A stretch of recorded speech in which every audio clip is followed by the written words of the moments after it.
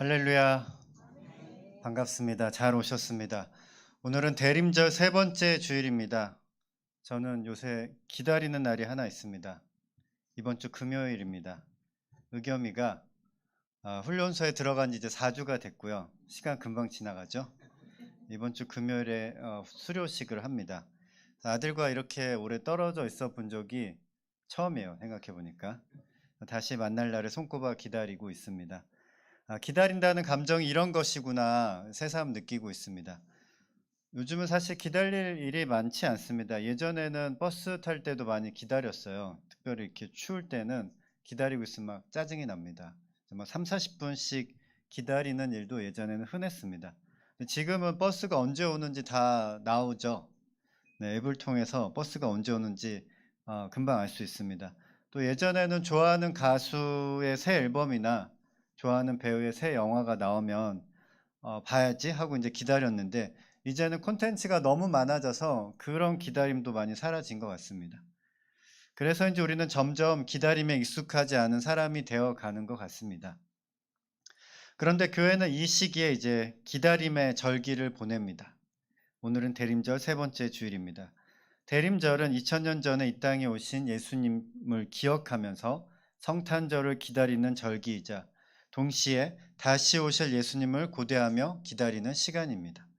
대림절을 보내며 기다림이 잊혀진 시대 속에서 다시 한번 기다림의 의미를 배우게 됩니다. 대림절 기간 동안 예수님을 기다리는 마음이 우리 안에서 조금 더 자라나기를 바랍니다. 오늘 본문을 살펴보겠습니다. 이사야 35장은 이스라엘의 바벨론 포로기에 쓰여진 글입니다. 이스라엘이 멸망하고 그곳에서 살던 사람들이 바벨론으로 강제 이주를 당했습니다. 억지로 고향을 떠나게 된 것이죠.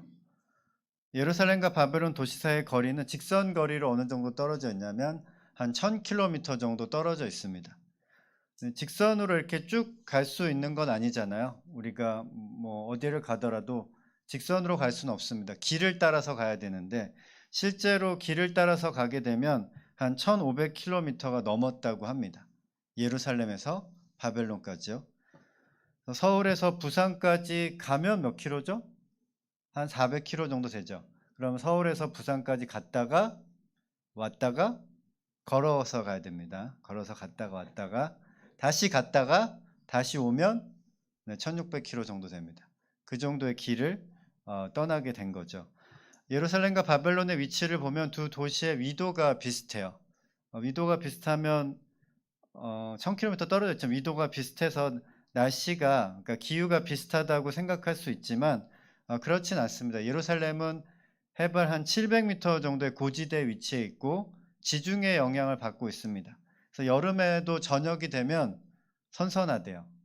근데 바벨론은 유프라테스 강 유역의 평야지대로 사막과 맞닿아 있습니다. 그래서 대륙성 기에 속해 있기 때문에 여름에는 기온이 40도가 넘을 때가 많답니다. 유대인들은 이곳에서 두 가지 사막을 동시에 겪고 있었을 것입니다. 하나는 물리적인 사막입니다. 바벨론은 사막과 맞닿아 있는 지역이었고 도시 전체가 건조한 사막 기후였습니다. 이스라엘에도 사막이 존재하기는 합니다. 근데 대부분의 유대인들은 사막이 아닌 지역에서 살고 있습니다. 바벨론은 유프라테스 강에서 이제 물을 억지로 끌어와서 유지될 수 있는 그런 도시였습니다. 유대인들은 그런 사막 환경 속에서 삶을 이어가야 했습니다. 또 다른 하나는 심리적인 사막입니다. 강제로 고향을 떠나서 낯선 땅에 정착해야 했던 이들의 마음은 황폐해질 수밖에 없었습니다. 바벨론 사람들이 그들을 비교적 우호적으로 대했다고 할지라도 그것은 어디까지나 제국의 통치 전략이고 일종의 유화 정책이었습니다. 이사야 35장 1절 2절에서 하나님이 오실 때 어떤 땅이 어디까지 어떻게 변하는지를 보여주고 있습니다. 1절은 변화의 범위를 보여주고 2절은 그 변화의 모습을 설명합니다. 1절에 보시면은 다 사막이 나오는 것 같지만 실제로는 세 가지 땅이 나옵니다. 하나는 광야, 또 하나는 메마른 땅, 또 하나는 사막입니다. 이 세 단어가 비슷해 보이지만 의미의 차이가 있습니다. 광야는 사람이 살지 않는 땅을 뜻합니다. 메마른 땅은 비가 거의 오지 않아서 사람이 살기 어려운 땅입니다. 사막은 모래밖에 없는 사람이 살아가는 것이 사실상 불가능한 땅입니다. 광야는 척박하지만 사람이 살 수는 있는 땅이고요. 메마른 땅은 사람이 살기 곤란한 땅. 근데 사막은 사람이 아예 살 수 없는 땅입니다. 이사야는 이 세 단어를 통해서 점점 더 척박해지는 조건을 차례로 쌓아 올리고 있습니다. 놀랍게도 이사야 예언자는 광야뿐 아니라 메마른 땅, 심지어 사막까지도 백합화 같이 피어날 것이라고 말합니다. 변화의 범위를 가장 극단적으로 밀어붙이고 있습니다. 2절에서는 그 변화가 어떤 모습인지 설명하고 있습니다. 1절과 2절을 보면 예언자의 언어가 참 시적이다라는 생각합니다. 광야 메마른 땅과 사막이 레바논의 영광과 갈멜과 샤론의 아름다움을 얻을 것이라고 말합니다. 레바논은 백향목으로 유명한 곳입니다. 장엄함을 상징합니다. 백향목이 굉장히 큰 나무죠. 갈멜은 산지이지만 이스라엘에서 가장 비옥하고 생산력이 높은 땅입니다. 샤론은 들꽃이 만발하는 넓고 기름진 평야입니다. 그러니까 레바논은 웅장한 숲을, 갈멜은 풍요로운 산지를, 샤론은 생명력 넘치는 초원을 의미합니다. 이사야는 척박함의 끝에 있는 땅들이 풍요의 상징으로 완전히 바뀔 것이라고 말하고 있습니다. 이것은 단순히 환경이 조금 나아진다는 뜻이 아니라 가장 절망적인 조건에서 하나님의 아름다움이 드러나는 전적인 전환을 가리킵니다. 그러면 우리는 어떻게 해야 할까요? 예언자는 3절에서 약한 손을 강하게 하며 떨리는 무릎을 굳게 하라고 말합니다. 약한 손이라고 하면 무언가를 붙잡을 힘이 없는 손을 의미합니다. 무릎이 떨리면 걸을 수가 있나요? 무릎이 떨리면 걷기가 굉장히 어렵겠죠. 저는 이런 사람이 버스에 타면 금방 넘어지겠다라는 생각을 해봅니다. 손에 힘이 없고 무릎에 힘이 없으면 버스가 덜컹하는 순간 넘어지겠죠. 그런데 이런 사람이 스스로 손을 강하게 하고 무릎을 굳게 하기는 어렵습니다. 3절은 스스로 네 손을 강하게 하고 무릎을 굳게 하라고 하는 말인 것 같지만 4절까지 봐야 이 말의 의미를 정확하게 알 수가 있습니다. 4절에서 겁내는 자에게 이렇게 말하라고 합니다. 두려워하지 말아라. 하나님이 오시면 구해주실 것이다. 예언자는 힘없는 자에게 스스로 힘을 내라고 명령하고 있는 것이 아니라 서로 격려하라고 말하고 있습니다. 5절에서 7절까지는 하나님이 오실 때 일어나는 변화를 구체적으로 이미지로 묘사합니다. 먼저 맹인의 눈이 밝아지고 못 듣는 사람의 귀가 열립니다. 이는 실제로 시력과 청력이 회복되는 치유의 장면으로 읽을 수 있습니다. 동시에 이 표현은 비유적인 의미도 담고 있습니다. 그동안 보고도 보지 못하고 들어도 듣지 못하는 사람들이 비로소 깨닫게 된다는 뜻입니다. 하나님이 오셔서 도우신다는 말은 이미 여러 차례 선포되어 왔지만 사람들은 시대의 징조를 읽으려도 하지 않고 다른 이의 말에도 귀 기울이지도 않았습니다. 그러나 하나님의 오심이 현실이 되는 순간 사람들은 자신이 얼마나 무감각했는지 깨닫고 비로소 제대로 보고 듣게 됩니다. 이 변화는 단순히 몸의 기능이 회복되는 데서 그치지 않습니다. 말 못하던 사람이 그저 말을 하게 되는 수준을 넘어서서 노래하게 됩니다. 이는 최소한의 삶으로 돌아가는 회복이 아니라 기쁨이 넘치는 표현으로 흘러가는 변화, 곧 찬양으로 이어지는 회복을 뜻합니다. 8절부터는 하나님이 오실 때 열리게 될 길을 묘사하고 있습니다. 광야와 메마른 땅 사막 한가운데 갑자기 대로가 열립니다. 이 길은 깨끗한 자, 여호와의 속량함을 받은 사람들이 걷는 길이며 우매한 행위는 그 길로 걷지 못한다고 말합니다. 또한 그 길에는 사자도 없고 사나운 짐승도 올라오지 못합니다. 이 대로는 단순한 상징이 아니라 바벨론에서 예루살렘으로 돌아오는 귀한 길을 가리킵니다. 두 도시는 아까 말씀드린 바와 같이 1500km나 떨어져 있어서 쉽게 오갈 수 있는 거리가 아닙니다. 그 여정에는 광야와 메마른 땅, 사막이 놓여 있어서 위험하고 고단할 수밖에 없습니다. 그러나 걱정할 이유가 없습니다. 하나님이 오시면 그 험하고 불안한 길 위에 안전하고 분명한 대로가 열리기 때문입니다. 10절은 이 여정의 목적지를 분명히 밝히고 있습니다. 여호와의 속량함을 받은 자들이 어디까지 돌아가냐면 시온으로 돌아갑니다. 시온은 곧 예루살렘을 의미합니다.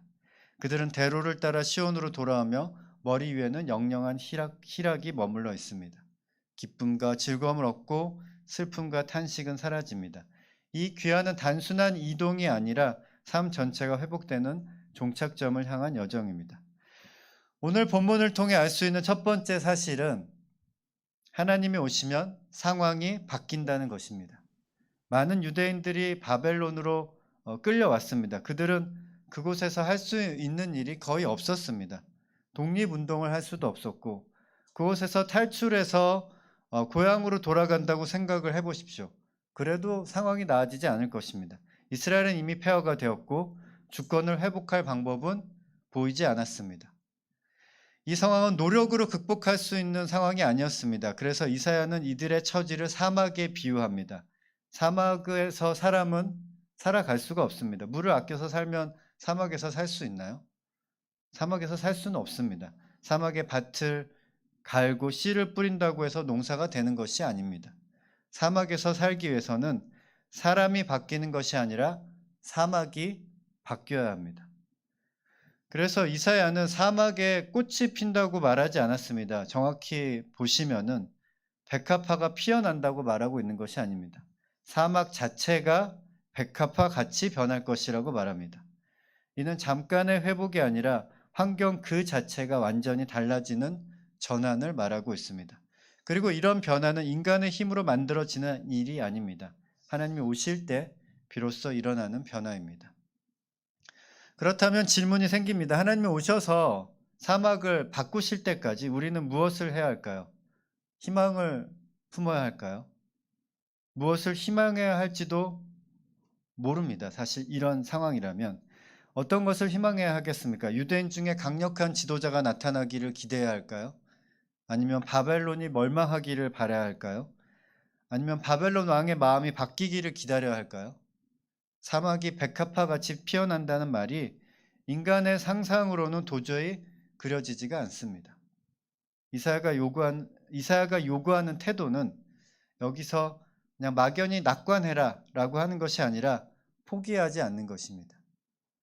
포기하지 않을 수는 있습니다. 유대인들은 사실 독립운동을 하지 않았어요. 포기해서가 아니라 그냥 불가능했기 때문입니다. 그러나 그들은 희망 자체를 버리진 않았습니다. 포기하지 않았습니다. 길이 열릴 때까지 버텼습니다. 그리고 포기하지 않으면서 해야 할 일이 있습니다. 서로를 격려하는 것입니다. 약한 손을 강하게 하라. 떨리는 무릎을 굳게 하라. 이 말은 제가 앞에서 말씀드린 바와 같이 스스로를 채찍질하라는 말이 아닙니다. 손에 힘이 없는데 어떻게 힘을 냅니까? 무릎이 떨리는데 어떻게 그 무릎이 떨리는 것을 스스로 막을 수 있겠습니까? 이것은 공동체를 향한 말입니다. 내가 스스로 힘을 낼 수는 없지만 다른 사람에게 말을 해줄 수는 있습니다. 힘을 내세요. 하나님이 도와주실 것입니다. 이렇게 말을 할 수는 있습니다. 우리가 이런 말을 들었다고 해서 또 곧바로 힘이 나진 않아요. 오히려 또 피식 웃음이 날 수 있습니다. 속으로 이렇게 말할 수도 있어요. 힘내세요 하면 힘내라고 힘이 나냐? 라고 말할 수 있죠. 속으로. 그렇게 실제로 말하시진 않겠지만 그리고 하나님이 정말 날 도와주실까? 우리 상황 아시긴 할까? 의심이 드는 것이 지극히 정상입니다. 근데 격려와 응원의 말을 계속 듣다 보면 어느 순간 믿음이 생기기도 합니다. 갑자기 문제가 해결되지는 않지만 버틸 힘이 조금씩 생깁니다. 집에서 키우는 강아지도요. 자꾸 사람처럼 대해주면 자기가 사람인 줄 압니다. 말도 못하는데 표정이 사람처럼 막 바뀌어요. 그런 강아지 동영상을 본 적이 제가 많습니다. 요새. 네. 이름을 부르고 말을 걸고 잘했어 라고 칭찬하고 사람이랑 같이 자고 유모차도 타고 함께 여행도 다니면 스스로를 사람이라고 받아들이는 것 같아요. 사람은 자신이 들은 말에 의해서 강아지보다 훨씬 더 큰 영향을 받습니다. 우리가 어떤 말을 듣고 살아가느냐는 생각보다 훨씬 중요합니다. 반복되는 격려의 말 속에서 우리는 조금씩 믿는 사람의 모습으로 자라갑니다. 사랑하는 성화교회 성도 여러분, 사막이 백합화같이 피어날 것을 믿으십시오. 어떻게 그런 일이 일어날 수 있습니까? 라고 궁금하실 수도 있습니다. 모르죠. 몰라요. 그 방법을 알면 그 방법대로 하겠죠. 전혀 그 방법을 모르기 때문에 믿고 기도하며 기다릴 뿐입니다. 도저히 이 상황에서 벗어날 것 같아 보이지 않아도 절대로 포기하지 마십시오. 불가능해 보이는 일도 하나님이 오시면 완전히 바뀔 것입니다. 그러니 포기하지 말고 서로를 격려하십시오. 실제로 이사야의 예언은 이루어졌습니다. 우린 역사를 아니까 검증해 볼 수 있습니다.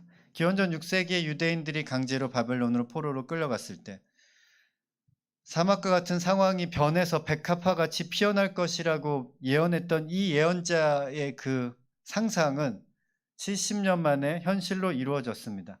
사막의 대로가 열렸습니다. 말도 안 되는 일이 일어났습니다. 바벨론으로 강제 이주당했던 유대인들이 예루살렘으로 돌아갈 수 있는 길이 열렸습니다. 정말 불가능해 보이던 길이 열렸지만 모든 유대인들이 그 대로를 통해서 예루살렘으로 돌아가지는 않았습니다. 역사 기록이 이제 제대로 남아있진 않아서 정확한 숫자는 알 수 없지만 어느 정도가 돌아갔을 것 같습니까? 유대인들 중에서 얼마나 돌아갔을까요? 돌아가라고 했을 때 약 10% 정도만이 돌아갔다고 합니다. 대체로 한 10% 정도. 대다수의 사람들은 바벨론에 머물 것을 선택했습니다. 이사야 예언자는 그래서 어떻게 말했냐면 깨끗한 자, 구속함을 입은 자, 지혜로운 자만 그 길에 합류할 것이라고 말했습니다. 그들이 기다리던 길이 열렸지만 소수의 사람들만이 그 길에 들어섰던 것입니다. 이사야는 사막의 대로에 대해서 좋은 말만 했어요. 사자가 없고 사나운 짐승이 그리로 올라가지 못하겠고 사람들의 머리엔 영영한 희락이 있고 기쁨이 막 넘치고 그럴 거라고 말했습니다. 슬픔과 탄식이 없어질 거라고 말했어요. 근데 과연 그랬을까요? 그냥 생각을 해보십시오. 과연 그랬을까요? 실제로 바벨론에서 예루살렘으로 돌아오는 귀한 길이 그렇게 안전하고 좋기만 했겠습니까? 그랬다면 100% 유대인들이 다 돌아가야죠. 안 그랬습니다. 그렇지 않았기 때문에 남아있는 사람들이 훨씬 더 많았습니다. 처음에 말씀드린 바와 같이 1500km를 가야 돼요. 걸어서 이동한다면 어느 정도 걸릴 것 같습니까? 성경에 나와 있기는 4달 정도 걸렸다고 합니다. 4달. 그것도 맨몸으로 가는 것도 아니에요. 짐 다 싸들고 가야 됩니다. 돌아가서도 폐허가 된 이스라엘을 재건하는 것은 어려운 일입니다. 정말 어려운 일입니다. 그 당시 강대국이었고 수도였던 바벨론에 비하면 이스라엘의 예루살렘을 비롯한 대부분의 지역은 낙후되어 있을 뿐만 아니라 전쟁의 피해도 제대로 복구되어 있지 않는 상태였습니다. 과연 그들에게 정말 기쁨과 즐거움이 넘치고 슬픔과 탄식이 사라졌을지가 의문입니다. 객관적으로 제3자의 시선으로 본다면 예루살렘으로 돌아가는 것보다 바벨론에 남아 사는 편이 훨씬 더 편안하고 안락했을 것입니다. 그럼에도 불구하고 비율로는 많지 않지만 적지 않은 사람들이 사서 고생길을 택해서 예루살렘으로 돌아갔습니다.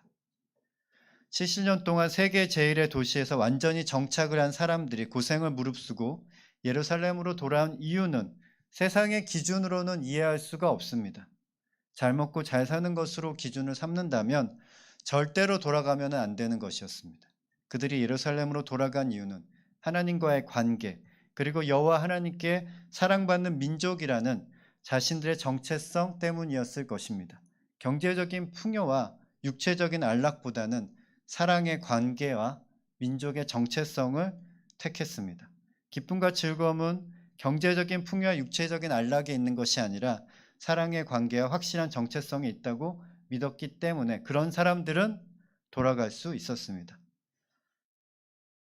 제 아내가 그 사람들과 대화한 내용을 저한테 종종 말해줍니다. 아무래도 이제 비슷한 또래 여성분들과 대화할 때가 많으니까 남편 얘기가 많이 나와요. 남편 얘기하면 주로 이제 무슨 얘기 하시나요? 욕하시죠, 욕. 웃으시는 것은 긍정입니까? 부정입니까? 그 대화 속에서 종종 등장하는 캐릭터가 있어요. 그 캐릭터가 누구냐면 관식입니다. 네, 폭삭 소가수다의 남자 주인공이죠. 관식이는 가족을 아끼고 아내를 사랑하는 사람입니다. 게다가 드라마에서는 박보검이라는 정말 잘생긴 탤런트가 그 역할을 해서 더 사랑받았던 캐릭터입니다. 여자분들이 원하시는 남편상 중에 하나로 자주 거론이 됩니다. 근데 아내가 사람들과 대화하면서 이 세상에 살고 있는 관식이들의 공통점을 발견해서 저에게 말해 주었습니다. 저도 이제 거기에 동의를 했는데 그게 뭔지 아세요? 관식이들의 공통점. 돈을 잘 못 번다는 겁니다.